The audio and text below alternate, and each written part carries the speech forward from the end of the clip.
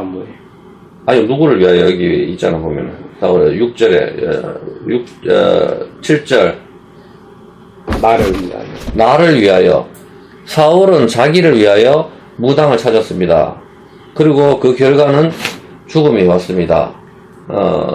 사울은 자기를 위하여 무당을 찾아갔는데, 이 무당은 신접한 자입니다. 신접한 자. 그러니까 귀신하고 하나가 되는 그를 말하는 거죠. 귀신은 이제 마귀니까. 예? 신접한 자, 귀신과 하나가 된 상태를 이야기하는 것이죠. 귀신과 하나가 되어서 지금 무엇을 하는 것이죠? 이 신접한 자는 귀신과 하나가 되고, 무당이 귀신과 하나가 되잖아. 귀신과 하나가 돼서 지금 하는 역할이 뭐죠? 귀신과 하나가 돼서 중간 역할을 하잖아. 중간 역할. 신과 사람의 중간 역할을 하잖아. 신과 사람의 중간 역할. 이것을 다른 말로 뭐라고 이야기합니까? 신과 인간의 중재 역할을 하는 걸 갖다가 제사장. 이게 제사장이라고. 레이지파라고. 아론의 제사장들이 하나님과 우리 이스라엘 백성들의 중간 역할을 하는 거니까 그 제사장이라고 하거든. 그 예수님이 제사장이잖아. 대제사장. 그래서 하목제물이 되시는 거지. 이걸 그대로 흉내내는 게 바로 무당이거든. 무당이 귀신과 하나가 돼가지고, 귀신과 하나가 돼가지고, 신과 사람과의 중간 역할을 하는 거거든. 그래서 무당들이 어디서 춤을 춥니까? 칼 위에서 춤을 추잖아. 짝두 위에서. 짝두에서 춤을 추는데, 왜 짝두 칼 위에서 춤을 추죠? 왜 안 베이려고 그러는 거예요. 안 베려고 잠깐만, 무슨 상관이야.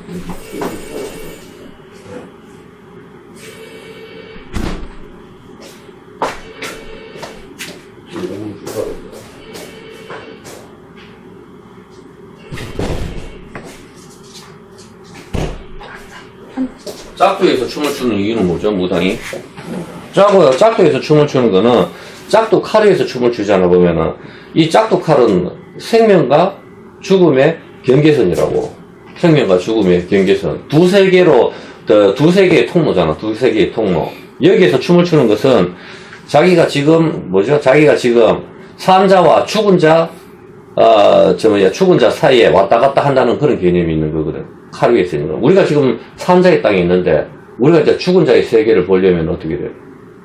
칼 위에 쓰면 되거든. 칼 위에 쓰면 우리가 죽은 자의 세계를 볼 수가 있는 거지. 그리고 다시 못 나오는 게 이제 문제가 되는 거지. 이 무당들은 짝두에 춤을 추는 거는 막 두세 개의 통로를 의미하는 거라. 여기에 춤을 추는 것은 자기가 지금 산 자와 죽은 자, 여기에 왔다 갔다 한다는 그런 개념이 있는 거거든. 그래서 거기서 베어버리면 자기가 죽는 거지. 칼날에 베어버리면은. 그런데 자기가 신하고 같이 접하게 되면은 안 베인다는 개념이라고. 그래서 짝도 시퍼런 칼날 위에 벌쩍벌쩍 뛰는 거라 보면은. 이런 무당들은 주로 돌아가신 할아버지, 할머니, 아버지의 음성으로 대답을 하거든. 실제 똑같이 대답을 한다고. 그러니까 자식들이 믿고 돈을 주잖아. 돈을 몇백만 원, 심지어는 굿하는데 몇천만씩 주는데, 그걸 그냥 주지는 않을 거 아니야, 보면은. 어떤 개념인지 알겠죠? 말할 필요도 없이 이것은, 돌아가신 할머니, 할아버지의 목소리를 흉내내는 것은 우리 기독교의 부활을 흉내내는 구조란 말입니다. 부활을 갖다가. 왜 죽은 사람 아버지, 할머니 목소리 똑같이 내겠어요? 똑같이 내는 건 부활을 갖다가 지금 야들이 흉내를 내는 거지. 그래서 이런 무당들은 인간이 제물이 돼가지고 신의 통로를 수행을 하는 구조가 되어 있습니다. 기독교에서는 예수님이 제물이 돼가지고 하나님과 화목 제물이 되었다면은 이 무당들은 인간이 제물이 되는 것이 특징이다 이 말입니다. 어떤 개념인지 알겠습니까? 그래서 이 세상 모든 종교는 자력이잖아. 내가 내 힘으로 구원을 받고, 근데 기독교만 타력이거든. 예수님의 힘으로 우리가 구원을 받는다. 이게 세상 모든 종교와 틀린 거죠, 보면은. 우리는 성령 하나님이 계시는 우리 몸이 성전이라면은 무당은 접신이에요, 접신. 신접한 자, 마귀와 하나가 된 상태이고, 에덴 동산에서 마귀의 말을 듣고 마귀와 하나가 된 하와하고 같은 구조를 지니고 있습니다. 이 마귀는 접신, 즉 무당과 하나가 되고 이 세상 모든 종교들 전부 마귀의 지배 아래에 있는데, 이 모든 종교들의 특징은 뭐죠? 이 모든 방금 이야기했잖아. 이 모든 세상 종교와 기독교가 틀린 거는 세상 종교는 자력이잖아. 내가 내 힘으로 간다는 거고, 기독교만 우리는 할 수 없어. 타력이라고. 하나님께서 하셔야만 되는 게 기독교고, 이 세상 모든 종교는 내가 삼천분 절하고 부모와 인연을 끊고 머리 깎고 중이 되고 남을 돕고 착하게 살고 그 공덕을 많이 쌓아라. 안 그러면 명상과 수행을 해라. 단전호흡도 내가 호흡을 많이 해서 우주와 내가 합일, 요가도 마찬가지잖아. 합일이거든, 합일. 신과 내가 하나가 되겠다. 전부 내 힘으로, 내가 수행을 하고, 내가 열심히 하나가 돼가지고, 또, 된다는 그런 사상. 그리고 내가 다른 생에는 또 다른 내가 누구로 태어나. 지금은 내가 인도에서 낮은 계층의 불가촉 측면이었다면은, 다음 생에는 더 좋은 사람으로, 더 높은 왕으로 태어날 거야. 이런 이야기를 하는 윤회들. 전부 이렇게 하면서 하는 게 뭐예요? 네가 열심히 하면은, 네가 착하게 살면은, 네가 공덕을 많이 쌓으면은, 네가 뭐가 되죠? 신이 될 수 있다. 네가 신의 경지에 갈 수 있다. 네가 해탈을 한다. 네가 열반에 간다. 이게 이 세상 모든 종교들이거든. 내가 열심히 하겠다는 거. 다시 말하면 이게 어떤 구조죠? 여기 뒤에는 반드시 마귀가 있잖아, 배우에는. 이게 어떤 구조죠? 네가 이거 먹으면 신이 된다. 이 구조가 뭐예요? 네가 이거 먹으면 신이 된다. 신이다. 신이다라는 거? 네가 이것을 먹으면 신이 된다가 선악과잖아. 네가 선악과를 먹으면 하나님이 된다. 그래서 하와가 먹는 거라. 어떤 구조인지 알겠지, 이제? 확실하게. 바로 그거라. 이 세상 모든 종교는 네가 이거를 먹으면은 신이 된다는 구조고, 그게 그게 죽음을 가져오는 구조거든. 그래서 마귀가 와서 하와가 네가 이것을 먹으면 네는 하나님이 된다. 똑같은 구조잖아. 어떤 구조인지 알겠죠? 그래서 네가 이것을 하면 신이 될 수 있다. 이 세상 모든 종교가 그렇잖아. 네가 신이 될 수 있다. 신의 거기에 갈 수 있다. 착하게 살아라. 이렇게 이야기를 하는 거죠. 예전에 선악과를 이야기하는 거죠. 이것을 먹으면 신이 된다. 하나님이 된다고 한 마귀의 말을 하와는 하나님이 되려고 선악과를 먹었습니다. 이 세상 모든 종교가 그렇잖아. 성철 중이 나는 성경도 읽고 불교도 읽었는데 왜 불교에 기이했을까? 기독교는 예수님만 믿으면 천국이라 하니까 이런 게 어딨냐. 불교의 깊은 세계로 팔도정이나 그런 데서 빠져버리는 거지. 내가 득도를 해서 내가 중생을 구원하겠다. 그렇게 해서 가버리는 거라. 멍청한, 자기도 죽음에서 못 나오면서. 이런 멍청한 거지, 보면은. 결국 내가 먹어서 선악과가 된다는 구조가 바로 이 세상 모든 종교들이다, 이 말입니다. 내가 착하게 살고, 내가 깨닫고, 3000번 절하고, 오체투지, 삼보일배, 유니셀프, 내가 도달하겠다, 가장 높은 곳에 착하게 살게. 왜 불쌍한 사람 많이 도와주고 텔레비 그 이야기해요. 내 이름을 날리는 거잖아. 내 이름을. 주문을 외우고, 부적을 쓰고, 명상과 수행을 통해서 하루 한 끼 먹고, 내가 깨달음의 경지에 도달하겠다. 바로 마귀가 이야기하는 거죠. 네가 이것을 먹으면 신이 된다. 이것이 에덴에서 하와에게 했던 이야기입니다. 이 미끄러운 마귀의 말에 빠져가지고, 하와는 선악과를 먹고 인류 전체를 갖다가 죽음에 이르게 됩니다. 하게 만드는 거죠. 요한복음 9장 1절 한번 읽어볼래요? 요한복음 9장 1절. 예수께서 길을 가실 때에 날 때부터 맹인 된 사람을 보신지라. 자, 우리는 이런 경험을 안 해봐서 잘 모르겠지만 태어날 때부터 맹인이라. 얼마나 불쌍해. 사도행전 3장 2절 한번 읽어봐요. 사도행전 3장 2절. 나면서 못 걷게 된 이를 사람들이 메고 오니. 태어나면서부터 절름발이라. 태어나면서부터 맹인이고 절름발입니다. 자, 이게 어떤 구조죠? 성경에서는 우리한테 하나님께서 말씀을 하시려고 하는 거잖아, 우리한테. 무슨 말씀 하신 거죠? 모든 인간은 태어나면서부터 맹인이다, 절름발이다. 그 이야기를 하시는 거라고. 모든 인간은. 그리고 모든 인간 태어나면서도 보지를 못한다. 선악과 먹고 죽었다의 구조라, 이 말입니다. 엄마가 임신 중에 약 같은 거를 잘못 먹으면 어떻게 되죠? 아이가 기형으로 태어날 확률이 많이 있고, 또 맹인이 될 수도 있고, 술 같은 거 먹거나, 그렇게 하면은 태어날 수도 있고, 잘못되는 장애자로 태어나는 경우가 상당히 많이 있습니다. 그와 마찬가지로 인류의 태초 하와가 뭘 먹었죠? 먹지 말라고 한 선악과를 먹음으로 말미암아 모든 자녀들은 태어나면서부터 절름발이 맹인이란 말이에요. 죽음으로 달려간다. 죽음으로.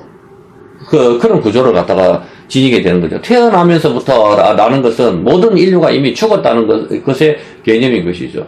그래서 성경에서는 태어나면서부터 맹인, 그리고 안전뱅이를 살리시는 구조는 예수님으로 인하여 온 인류의 죄가 청산이 되는 그림이 여기 숨어져 있는 거다, 이 말에 보면은. 태어나면서라는 걸 갖다 왜 굳이 성경에서 기록을 하겠냐고. 태어나면서부터. 원래 태어나면서부터, 장애, 어머니의, 이것은 바로 어머니의 선악과 사건, 바로 이것을 이야기를 하는 거죠. 이것을 성경에서 뭐라고 이야기합니까?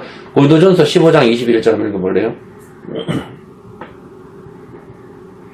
사망이 한 사람으로 말미암았으니 죽은 자의 부활도 한 사람으로 말미암는데. 사망이 한 사람으로 말미암아가지고 이 죽음이 왔답니다. 우리 인류가 죽었는 거는 우리가 전부 하와에 속한 자라는 거지. 사망이 그 한 사람 때 엄마가 농약을 먹었다는 거라, 쉽게 얘기해서. 그래서 우리가 전부 다 지형으로 태어났다. 이 이야기를 하는 거라 성경은. 너가 다 죽게 되었다. 병들고 죽고 늙는 거 이런 게 하기 싫은데 늙고 병들고 죽는 건 정말 비참한 거잖아. 이 죄에 대한 결과로 이렇게 왔다는 거지. 이게 바로 날 때부터 맹인이고 날 때부터 안전병이를 이야기를 하는 거라 보면은. 그런데 사망이 한 사람으로 말미암았지만은 우리가 죽는 것은 모든 한 사람 안에 있었던 것처럼 부활 역시 이제 영원히 사는 거, 늙지 않고 죽지 않는 이 부활 역시 예수님 안에 있으면 가능하다는 걸 성경에서 그렇게 이야기하는 겁니다. 이제 예수님 안에 있으면은 가능한 것인데, 그런데 거기서도 부활 역시도 예수님으로 인해서 왔는 건데 중요한 거는 예수님께 속해져야 된다는 거야. 이해가 되죠? 하와에게 속해가지고 모든 인류가 죽음이 왔다면은 이제 부활 역시도 예수님께 속하면은 이제 부활도 똑같이 이루어지는데 그 방식대로. 근데 예수님께 속하지 않으니까 문제는 거라. 이제 예수님 필요 없어. 이제 내 힘으로 구원을 받겠다. 이게 이 세상 모든 종교들의 특징이거든. 내가 내 힘으로 내가 신이 되겠다. 내가 이것을 먹으면 그렇게 해서 죽는 구조가 여기 있는 것이죠. 보면은 부활도 예수님 안에 있으면 가능한 것인데 예수님께 속하지 않으면 안 되는 구조가 여기 있는 것이죠. 그리고 무당은 신접한 자, 즉 접신으로 무엇을 하죠? 접신으로 자기가 접신을 해서 하는 역할이 그렇지, 영계와 연결을 하잖아. 죽은 자의 세계에 연결하는 역할을 하죠. 무당은 그래서 할 때 주로 하는 게 뭐죠? 돼지의 피를 뿌리거나 닭의 피를 뿌리면서 무속제사를 많이 지냅니다. 닭의 피는 어린아이나 병든 사람 중에서 주로 사용이 되고, 돼지는 돼지의 머리를 상위에 놓고 절을 하거나 고기와 피를 함께 사용하기도 합니다. 이렇게 하는 이유는 돼지나 닭의 피, 즉 동물의 피를 뿌리면서 귀신을 달래고 복을 받겠다는 액마기가 여기에 숨어져 있는 것이다 이 말입니다. 이런 의미는 뭐죠? 돼지머리나 닭머리를 갖다 올리는 것은 생명을 바쳐서 비는 주술 행위가 여기에 있는 것입니다. 우리는 예수님의 피로만 하나님께서 받으시는 구조죠. 예수님의 제물은 예수님만 하나님께서 받으시는 구조인데, 무당들은 무속제사에서 대표적인 제물로 삶은 돼지머리인 것이에요. 삶은 돼지머리. 성경에도 귀신들이 어디에 들어가죠? 돼지에 들어가잖아. 성경에도 귀신들이 돼지에 들어갑니다. 요즘에는 돼지머리만 많이 올리지만 실제로 과거에는 돼지를 직접 잡고 피를 많이 바쳤어요. 무당들이. 대표적으로 돼지를 많이 사용하지만 이 성경에는 귀신들이 돼지에게 들어가는 구조. 돼지의 특징이 뭐죠? 왜 귀신들이 돼지에 들어가죠? 땅만 보여. 아니지. 돼지의 특징이 눈이 작다잖아. 눈은 우물이니까. 우물, 율법이 깨어진 율법을 의미하는 거라. 물이 없는 곳에 귀신들이 있으니까. 물이 없는 것은 사막이잖아. 광야, 물이 없는 거. 하나님 말씀이 없는 자한테 우리 몸에 귀신이 처소가 된다는 걸 의미하는 거라, 보면은. 자, 눈 율법, 물이 없는 구조란 말이야. 돼지 눈이 작다고 특징이니까. 이사야 65장 4절 한번 읽어볼래요?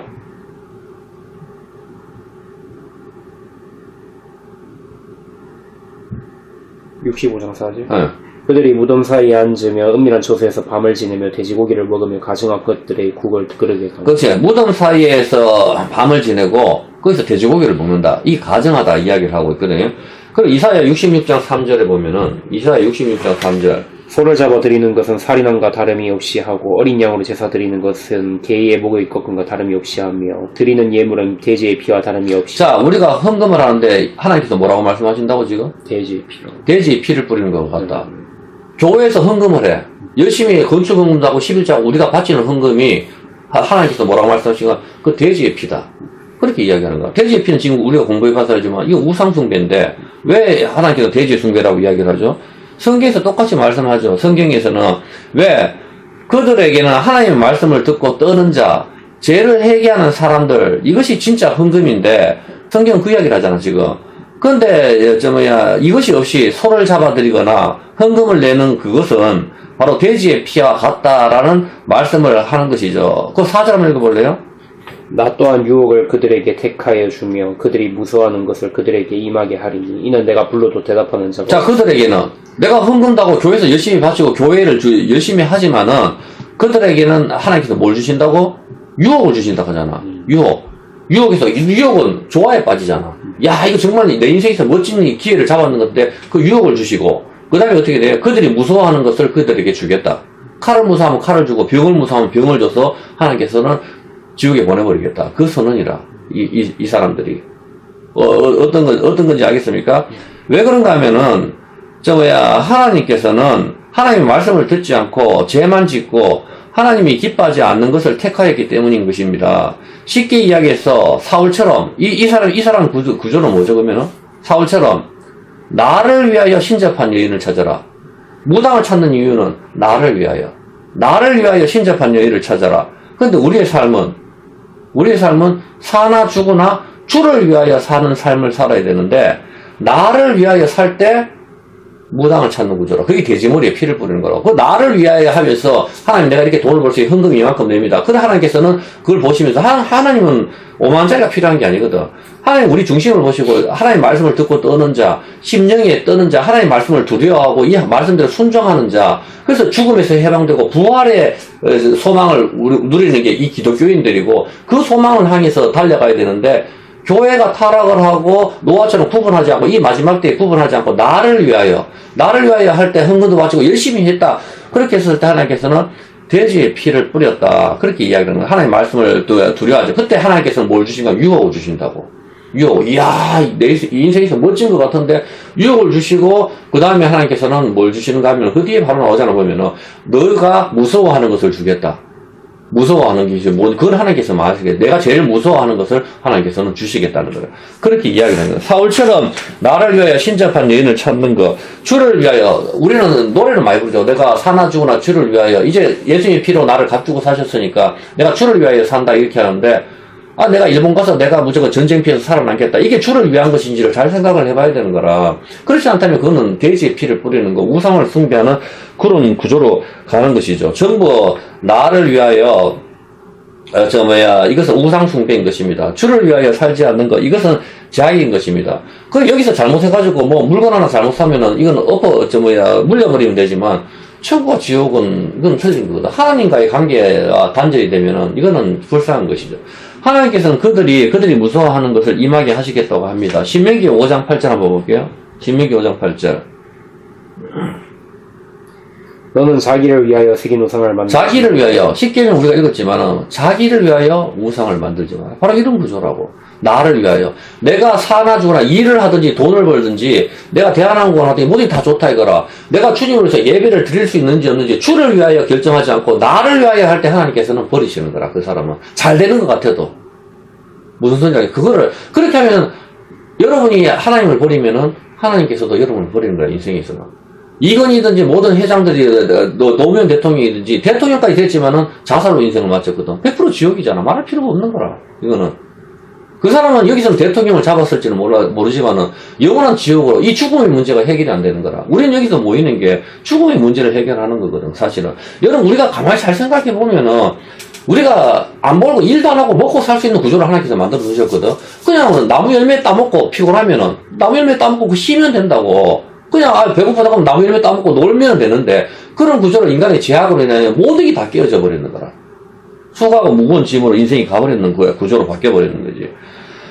자기를 위해 살면은 그것은 바로 우상숭배, 그것이 바로 가는과 연결이 되는 것입니다. 이것은 죽음으로 가는 길의 구조가 여기 있는 것입니다. 무당들이 피를 뿌리는 거, 세상의 종교들이 종교들이 거래를 하는 것이죠. 무당들이 짝두기에 올라가는 거, 몸을 칼 위에 올려놓는 거, 이것이 자기의 피를 뿌리는 거잖아. 몸을 칼 위에 올리는 거. 이런 것이 전부 예수님의 찢기심을 흉내내는 구조인 것이죠. 자기 몸을 칼 위에 올리는 거, 생명과 죽음을 가르는 경계선이고, 그리고 그렇게 춤을 추면서 혼란과 항월을 경험을 하기도 하면서 거기서 이제 점을 치기도 합니다. 오늘은 엔돌에 신접한 여자가 죽은 선지자 사무엘을 불러올리는 그런 것들 다 거짓이잖아. 죽은 선지자를 불러오는 거짓이거든. 무당들이 혼란과 춤을 추고 혼란과 항월 속에서 정체를 내기도 하고 계시도 합니다. 북쪽으로 가지 마라. 부적을 붙여라. 물을 조심해라. 기독교가 하나님 말씀으로 계시를 하는 것을 흉내를 내는 것이죠. 그리고 이들은 귀신 즉 마귀와 거래를 합니다. 이렇게 정성을 들였으니까, 내가 돼지머리를 잡고 피를 바쳤으니까 나한테 복을 달라. 내가 이렇게 헌금을 많이 했으니까 복을 달라. 기독교는 하나님과의 거래가 아니고 하나님과의 언약, 약속을 이야기하고 있거든. 그리고 이건 역시 인간이 언약 약속을 깨뜨리는 것이죠. 그런데 그것 때문에 하나님께서는 친히 십자가를 지시는 것이죠. 그런데 오늘날 교회는 거래를 하고 있습니다. 장사하는 집이 되어버린 것이죠. 헌금하면은 잘 되고 병 낫는다. 11조 안 하면 저주받는다. 이 거래잖아, 지금. 거룩하신 하나님을 점쟁이로 격화시켜버리는 것이고, 하는 소리에, 아픈데 손은지락하고, 물멸에 가만히 서 있는 사람 갖다 쓰러뜨리는 거, 신사도, 새로운 사도 운동을 벌이는 거라. 사도들이 12사도로 끝이 났는데, 새로운 신사도 운동을 벌이고 있다고. 가만히 멀쩡히 서 있는 사람은, 성경은 넘어진 사람을 일으키는데, 가만히 서 있는 사람을 뒤로 나잡아뜨리는 거. 정광훈 목사처럼. 그리고 방언, 혼란, 무슨 말인지도 몰라. 카브, 차브, 아살람. 무슨 말인지도 모르고 3시간 동안 방송. 이것이 무속적 거래라고. 무속적 거래. 말씀은 없고, 간증이나, 항상 하나님 말씀 전한다 하면서 시작하는 게 간증이나 예화로 시작해. 예화로 시작하는 거, 이게 무속적 거래하고 똑같아. 하나님 말씀이 없다고. 자기 자식 이야기나 간증이나 예화로 먼저 시작을 하는 거 무속적인 거래죠. 거룩하신 하나님 말씀, 복음을 전하기에 앞서 늘 첫 번째로 하는 게 예화나 간증 따위로 나가버리고, 하나님의 영광을 풀먹는 소의 형상과 바꿔버리는 한국교회가 된 지는 오래가 됐습니다. 여기에 우리도 포함되지 않는지를 잘 봐야 된다. 우리 삶이 예배니까. 성경은 그 이야기를 하잖아. 삶이 예배이기 때문에 오늘 여기서 1시간 예배 드리는 게 그것도 의미가 있겠지만 이제는 이 하나님의 말씀을 듣고 나가서 사는 그 삶의 예배, 정말 하나님과 교제하는 삶, 내가 인생이 힘들 때 하나님께 기도를 하면서 하나님과 동행하는 삶을 버린 지는 오래라. 하나님 음성으로 나타나죠. 하나님 음성은 성경으로 주신다고. 그 음성을 들을 생각을 하지 않고 이제 이게 지겨우니까 보암직도 한 거, 먹음직도 한 거, 그게 세상 유튜브에 푹 빠져버리는 거라. 보암직도, 먹음직도, 지혜롭게 할 만큼 탐스럽고, 야, 이게 내 인생에 훨씬 더 도움이 될 건데, 거기에 푹 빠져버린 내 모습, 그건 하나님께서는 버리시는 거라. 너 죽는다. 그 이야기를 하시는 거라. 보암직도, 지혜롭게 할 만큼 탐스럽게도, 그 유튜브나 거기에 푹 빠져버리는 거. 그렇지만 하나님께서는 그걸 하지 말라고 이야기를 하는 거거든, 보면은. 소의 형상과 바꿔버린 한국교회가 된 지 오래됐고, 사람들은 목사님이 하나님 말씀을 전하든지 안 하든지, 별로 관심이 없습니다. 오늘 나는 예배 봤다. 그거잖아. 내가 했다. 내 본분을 했다. 그게 율법이라니까? 지금 우리가 공부했지만은, 그게 이거 먹으면 네가 신이 된다는 구조잖아. 하나님께서 성경 말씀을 제대로 전하는지 안 하는지, 사도 바울이 설교를 해도 베레아 사람은 확인을 했는데, 이건 내 영혼과 관계된 문제인데, 관심이 없어. 나 오늘 예배 봤다. 예배 봤으니까 오늘 내 할 일 다 했다. 이게 거래라니까. 그게 내가 했다는 거잖아, 내가. 저 사람은 앞에 자식 이야기를 하든지, 예화를 하든지, 정치 이야기를 하든지, 아무 상관이 없어. 난 예배 봤다는 거라. 미쳤는 거지. 모두가 미쳐버리는, 성도들도 미쳐버리고, 앞에 사람들도 미쳐버린 세상에 우리가 빠져있는 거라. 그게 노아의 시대와 같다. 예수께서 말씀하신 거라. 이 마지막 때에 모든 거. 여기에 노아는 은혜를 입고 구별될 삶을 살아가야만이 우리가 살 수가 있는데, 그렇지 못할 때는 죽는 거라, 지금 여기서. 모두가 동성애를 이야기하고, 이게 할 때 죽는 구조로 여기서 가는 것이죠. 진리를 찾으려는 갈급함이 없어진 지는 이미 오래가 됐습니다. 목사가 강당에서 TV 드라마 이야기를 해도 하하호호하고, 자식 이야기를 해도 하하호호하고, 정치 이야기를 해도 하하호호하는, 정말 자기 영혼에는 관심이 있는지 없는지 모르겠습니다. 거룩하신 하나님 말씀은 이미 사울처럼 자기를 위하여 우상을 만드는 것, 자기를 위하여 친접한 여인을 찾는 것. 그렇지만 결국 사울은 죽습니다. 자기를 위하여는 죽는다는 구조를 가고 지옥으로 가는 결과를 가지고 오는 것입니다. 차라리 교회 안 가고 세상에서 마약이나 하다 놀면은 차라리 즐기라고 하지. 오히려 교회 가서 하나님을 조롱을 하고 있으니까 죽는 거지. 죄를 이야기를 하지 않습니다. 이것은 죽어버리는 거예요. 요한복음 11장 25절 한번 볼게요. 요한복음 11장 25절에서 26절 읽어볼래요?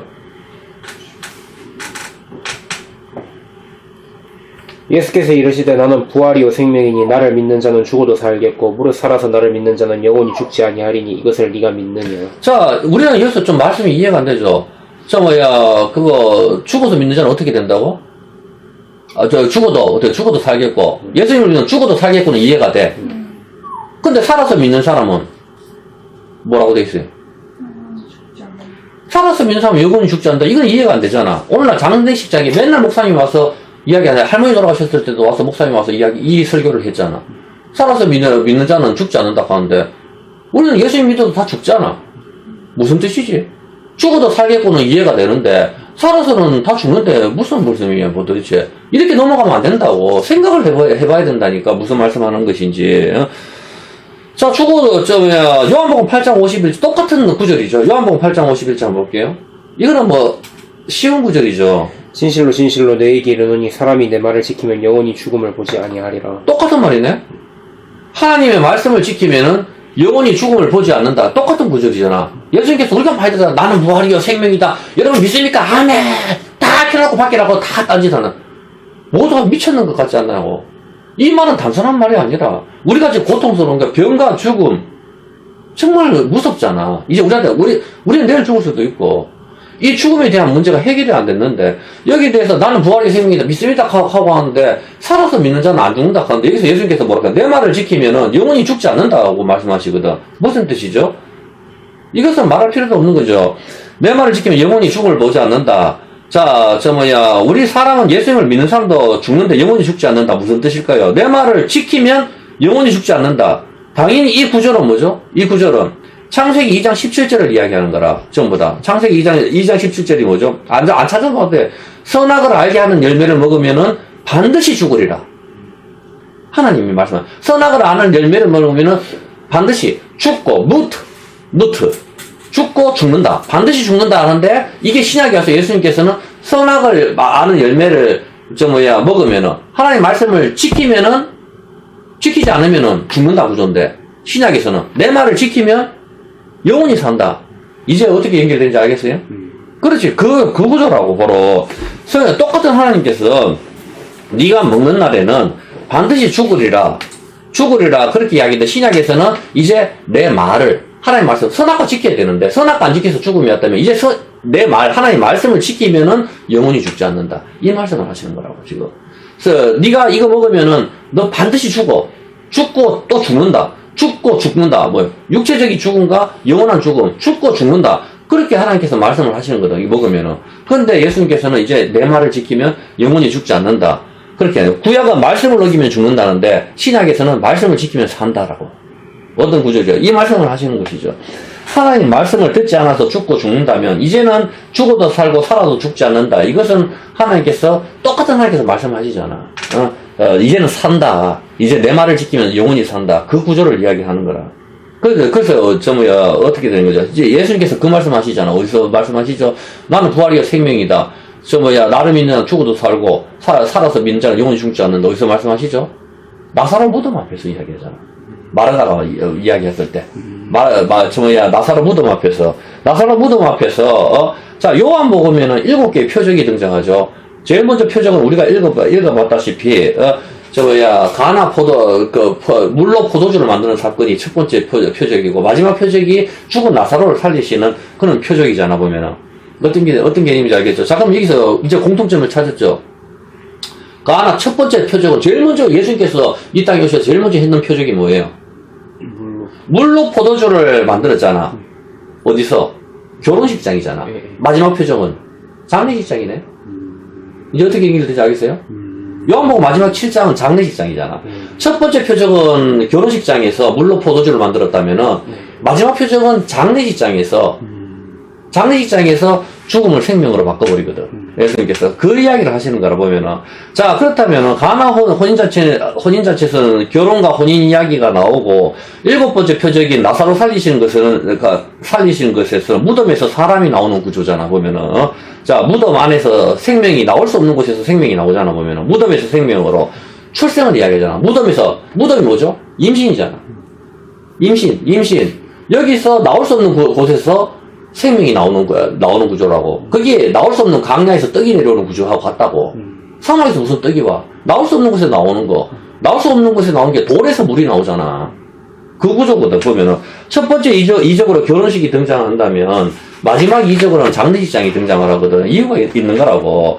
첫 번째는 물로 포도주를 바꾼다면은, 마지막에는, 죽은 사람을 살려버리는 것을 이야기하는 거죠. 자, 이 정도 생각을 했을 때, 여러분이 봤을 때, 지금 잠깐 이야기했을 때 어떤 생각이 들죠?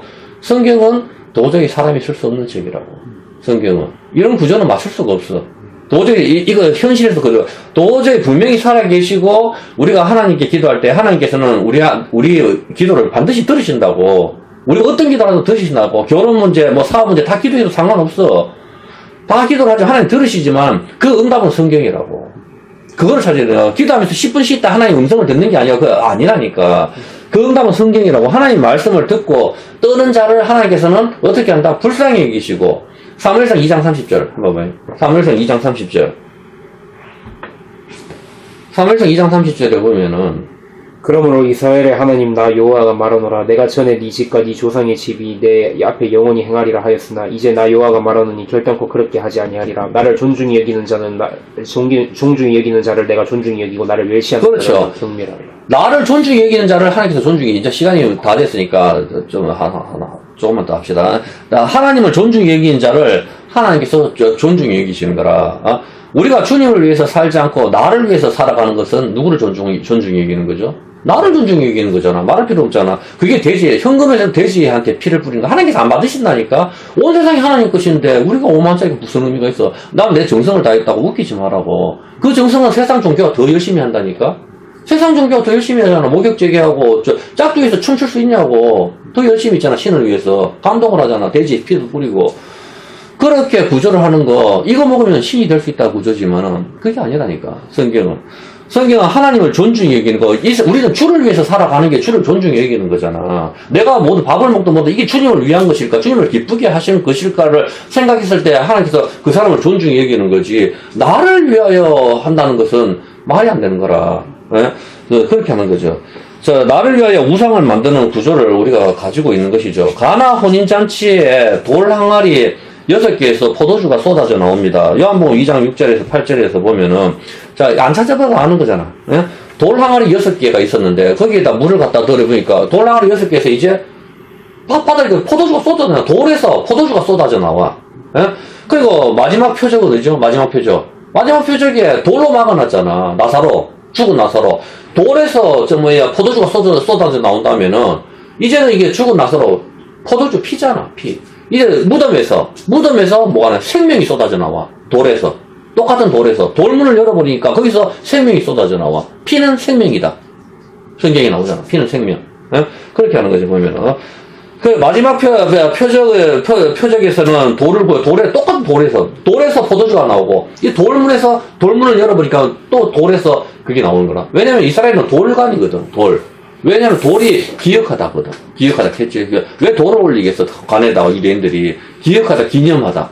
그 개념, 죽은 사람 기억하는 개념이 거기 있는 것이죠, 보면은. 생명이 걸어 나오고, 가나에서, 돌 항아리에서 포도주가 쏟아져 나오는 구조는 같은 것이죠. 그리고 물이 변해서 포도주가 되었듯이, 요한복음 11장 33절에 한번 볼게요. 요한복음, 물이 변해서 포도주가 되었죠. 이건 읽어봐요. 요한복음 11장 33절. 예수께서 그가 우는 것과 또 함께 온 유대인들이 우는 것을 보시고 심령이 비통히 여기시고. 자, 사람들이 눈물을 흘리죠. 그리고 35절. 예수께서 눈물을 흘리시더라. 자, 물이 쏟아져 나와. 물이 포도주로 바뀌었다면은 사람들이 울어. 사람들은 왜 울지? 죽어서 우는 게 아니잖아. 사람들이 우는 좀 더 본질적으로 생각을 해보라고. 사람이 죽었는데 왜 울까? 슬퍼서 우는 게 아니지. 슬퍼서 울기는 울지만은 그 본질적인 사람이 죽었는데 우리가 정말 슬프게 울어. 부모든 자식이 울었을 때 정말 우리가 우는 것은 내가 아무것도 할 수 없잖아. 그 사람을 다시 살릴 수 없는 절망감, 무기력, 패배감. 이해가 됩니까? 그 사람 죽었기 때문에 저 사람은 다시 내가 살릴 수가 없단 말이야. 인간의 과학이나 어떤 걸로도. 그 무력감에 대한 슬픔이 거기 있는 거라고. 그러니까 우리가 쓰는 건 슬픈 거지. 이제는 저 사람을 살릴 방법이 없다는 거잖아. 진짜 본질적인 방법은 내가 만약에 진수가 다쳤어. 근데 요거는 조금만 하면은 3일이면 낫는다. 이거 안다면 울을 리가 없거든. 이건 곧 낫는 거니까 아니까. 그런데 이 사람이 진짜 우리가 슬픈 것은 내가 어떤 산삼을 가져와도 이 사람을 살릴 수 없다는 거. 인간의 모든 노력이 헛되다는 거 알 때 죽음 앞에 무력감이라고. 그렇게 할 때 진짜 이 사람하고 이별을 이제 알게 되는 거. 진짜 헤어진다는 걸 확실하게 알 때는 우는 거라. 사랑하는 사람과 정말 헤어지겠구나. 이제 진짜 이 사람하고는 만날 일이 없겠다 싶을 때 진짜 울음을 우는 거거든. 맨날 만났다 헤어질 때는 언제든지 전화하면 또 차단했다 해도 저놈 또 길에서 만날 수 있겠다. 한 가지 희망은 있거든. 서울시내 돌아가다가 언젠가는 만나겠지. 그런 희망이 있으면은 언젠가는 그 가난한 희망이라도 있지만은 그 희망이 완전히 단절될 때 그건 죽음이라. 그 사랑하는 사람이 죽었을 때는 이제는 다시는 만날 수가 없는 거라. 그럴 때는 무력감이라. 그 폐계 어떻게 할 수 없는 거. 그런데 거기서 다 우는데 또 한 사람이 또 울어. 예수님. 예수님은 왜 울지? 그 살리시면 되는데. 그렇지. 금방 살리시면 되는데 예수님은 왜 우시냐고. 근데 이게 여기가 원어가 틀려요. 왜 그러냐면 사람들의 눈물은 박하야, 박하. 히브리어로. 무너짐, 통곡, 절망인데 어떻게 할 수 없는 거. 근데 예수님의 눈물은 에다 그리센. 조용히 흘린 눈물, 샘물이에요. 이제 예수님 두 번 울죠? 두 번 우는 게 구약에서 반석에서 두 번 물이 흐르잖아. 똑같은 구조를 갖는 거라. 물의 첫 번째 이적에서는 물이 변하여 포도주가 되어서 기쁨이 되었다면은 마지막 표적에서는 눈물이 변하여 기쁨이 되는 구조거든. 장례식장은 모두가 울잖아. 첫 번째 물이 변해서 포도주 기쁨이잖아, 결혼식장. 근데 마지막 표적은 장례식장에서 모두가 슬피 우는 눈물이 변해서 기쁨이 되는 구조를 만들으시고요. 같은 구조라고. 이런 걸 이해를 할 수 있어야 된다고. 예수님의 눈물은 반석에서 샘물이 나오는 그 구조, 나올 수 없는 곳에서 나오는 것이죠. 돌에서 물이 나올 수가 없는데 돌에서 물이 나옵니다. 왜 돌에서 물이 나올까요? 왜 돌에서 물이 나오냐고. 반석은 우리가 그리스도 예수님을 가리키기 때문에 아하 이 반석은 예수님이 갈라지는 구조구나 쉽게 알 수가 있는데 이런 이야기를 하려고 하는 거 아니겠지. 왜 예수님을 돌 반석이라고 할까를 생각을 해야 되겠지. 이거는 뭐 성경을 조금 다 아니까 맞잖아. 예수님을 왜 돌이라고 이야기를 할까? 왜 반석이라고 여호와 하나님을 이스라엘 반석이 지 목자라고 이야기를 하실까? 그 개념을 이해를 해야 돼요. 차라리 세다 금이다 이렇게 하면 더 나을 것 같은데 왜 돌이라고 예수님을 표현을 하실까? 히브리 개념으로 반석은 흔들리지 않는 기초, 단단히 고정된 바위를 이야기도 하지만 그 돌은 바로 뭐죠? 돌이 보석이잖아. 다이아몬드, 사파이어, 크리스탈, 홍옥, 자수정, 수정 전부 다 보석이라고. 누구한테는 보석이고 알아보지 못하면 돌이 되는 거라. 마찬가지라. 십자가의 도가 우리가 봤을 때 아무것도 할 수 없는 거지만 멸망받을지 않을 때는 미련한 것이고 우리한테는 하나님의 능력이 되는 거지. 그 십자가가. 그 마찬가지. 보석을 못 알아보는 사람한테는 돌이고 알아보는 사람한테는 다이아몬드 원석이 되는 것이죠. 보면은. 그래서 돌은 돌의 원어가 좀 짓다, 집을 짓는 그런 구조고 돌은 기억이죠. 기념하다 이런 뜻입니다. 기억을 할 때 돌을 세우는. 그래서 할아버지 무덤에도 기념비 돌을 세우잖아. 돌을 세워서 거기다 이름, 자손, 누구누구 막 적고 하겠죠. 보면은 최진주 뭐 이렇게 적는단 말이야. 보면은. 자, 우리가 알다시피 물은 강이나 운물, 샘에서 물이 나오지 돌에서 물이 나오지는 않습니다. 맞습니까? 돌에서 물이 나오잖아요. 운물이나 샘이나 강에서 물이 나오지. 그런데 돌에서 물이 나왔다는 것은 죽음에서 생명이 나왔다는 그런 역설 구조인 것이죠. 생명이 없는 강야에서 만나가 나오는 거, 무덤에서 생명이 나오는 거, 돌 항아리에서 포도주가 나오는 거, 전부 같은 개념인 것이죠. 말할 필요도 없이 이것이 가리키는 것은 첫 번째 선악과, 율법이죠, 율법. 먹고 죽음이 온 거, 이스라엘 백성이 금송아지 섬기는 거, 언약이 깨어진 거, 죽음만이 가득한 곳에서 이 깨어진 돌판 사이에서 물이 흐르기 시작한다고. 돌이 깨어진 그 사이에서 물이 흐르기 시작하잖아. 언약이 깨어진 그곳에서 물이 나오잖아. 그 구조라고. 그래서 돌은 그리스도다. 그렇게 이야기하는. 그 깨어진 그거. 예수님의 피가 어디 나와요? 깨어진 거. 손과 발, 옆구리에서 찔린데 깨어진 그 상처난 곳에서 피가 흐르잖아. 그 구조라고. 죽은 예수님 옆구리에서 물과 피가 쏟아지기 시작합니다. 나올 수 없는 거. 첫 번째 언약이 깨어진 그곳에서 생수가 흐르는 구조인 것이죠. 반석이신 예수님, 돌이신 예수님과, 돌이신 예수님을 어떻게 해요? 예수님이 반석이라고 해요. 그럼 돌과 뭘 결합시키죠, 지금? 나무를 결합시키잖아. 예수님이 돌을 알겠으니까, 십자가 나무잖아.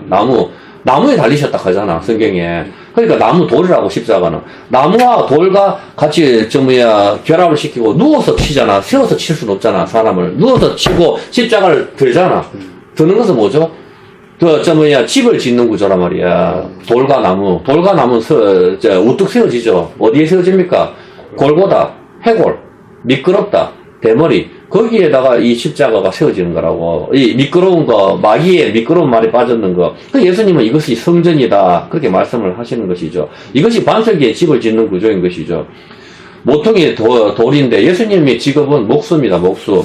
예수님은 목수인데 3년 동안 걸상을 만든다든가 책상을 만든다든가 그런 거 하시지 않고 오히려 목수인데 어부들하고 물고기 잡는데 더 열심히 하셨어.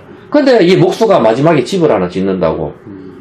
마지막에 죽을 때. 이 목수이신 예수님께서 마지막에 집을 짓는데 자기 몸을 나무에다 쳐버려. 그리고 예수님이 나는 돌이다 해요. 그리고 이게 성전이다 이야기하거든. 그걸 이야기하는 거라. 그리고 예수님께서 또 다시 그게 바로 너희 몸이다. 내 피로 너희를 값주고 샀으니 너희 몸이다. 이제 주를 위해서 살아라. 이렇게 말씀을 하시는 것이지. 네, 성경은. 그런데 그렇게 하자고 나를 위해서 사는 구조.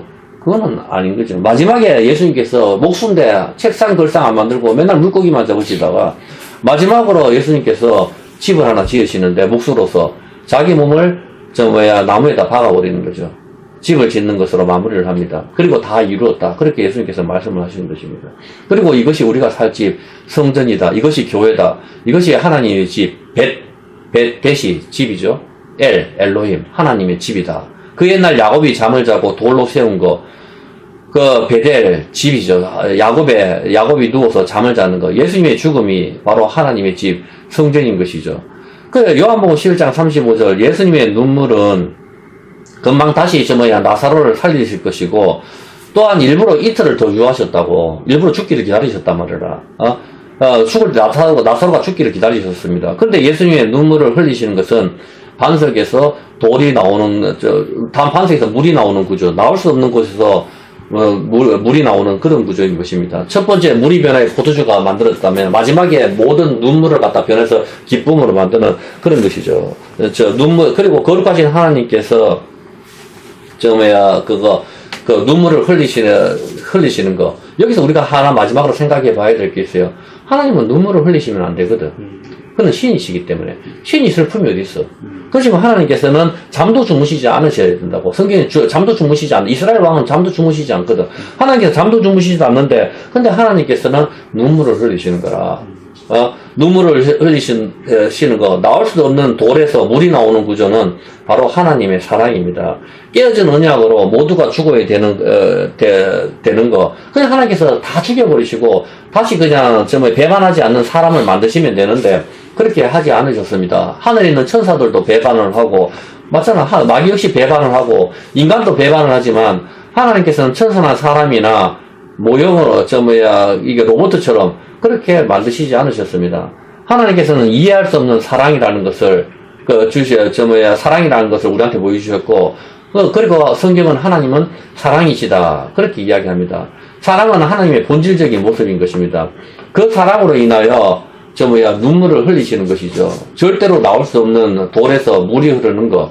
이것은 바로 돌 속에 갇힌 나사로가 살아나오는 것이죠. 언제? 4일째. 십자가 밑에 마리아가 4명이 다 있죠. 4명. 성경에서 말하는 사는, 음행도 가리키지만 동서남북도 가리키거든. 에덴 동산에서 4개 흐르는 강물, 동서남북. 이 세상 모든 사람들을 말하는 거야. 마리아 쓰다. 죽음을 말하는 거라. 거기에서, 예수님께서는 우리를 위해서 피를 흘리시고 나올 수 없는 그 구조를 갖다가 보여주시는 그 그림이 여기 있는 것입니다. 오늘의 하나님께서 말씀하신 메시지는 분명합니다. 우리의 메시지는 하나님께서는 나를 위해서 살지 말고 주를 위해서 사는 것. 그것이 진짜 헌금이라고. 하나님 말씀을 듣고 떠는 자, 하나님을 존중하는 자, 그 사람들은 하나님께서 나도 존중하겠다. 하나님께서 살아계시는데 하나님께서 기다려서 보시잖아. 그런데 내 인생을 갖다가 나를 위해서 살아가는 구조일 때 하나님께서 버려두시는 거라. 자기가 잘 되고 성공 같지만은 그것은 아닌 것이죠, 보면은. 그래서, 이 정도 이야기를 했으면은 대충 다 알아듣다 생각을, 하고, 시편, 81편입니다. 81편. 시편 81편.